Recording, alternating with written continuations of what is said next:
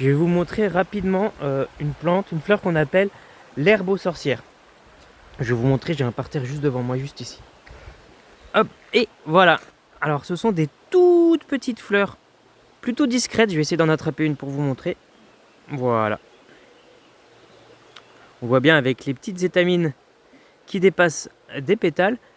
Donc c'est une plante qu'on trouve régulièrement dans les sous-bois, un peu à l'ombre et assez humide. Je ne sais pas si on entend l'eau qui coule juste derrière, il y a une rivière. Donc voilà, elle pousse généralement dans les sous-bois sombres et très humides, mais dans des milieux aussi riches en azote. Donc si on en a ici, c'est que le sol est riche en azote. Ça, c'est quasi certain. Alors son réel nom, c'est la Circé lutetania. Si je ne me trompe pas, ça vient de la magicienne Circé de la mythologie grecque et Lutetania qui est donc un dérivé de Lutèce.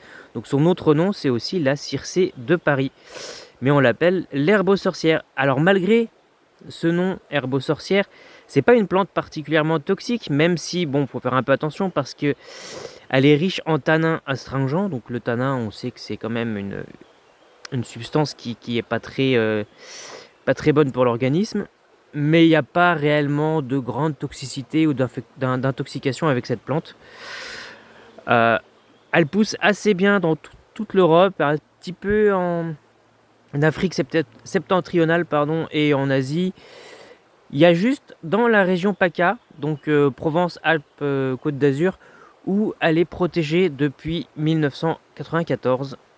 Voilà, donc dans la région des Provence-Alpes-Côte d'Azur, c'est une plante protégée dont la cueillette ou la récolte est assez surveillée. Voilà, allez, moi je continue ma route et je vous dis à bientôt dans la forêt.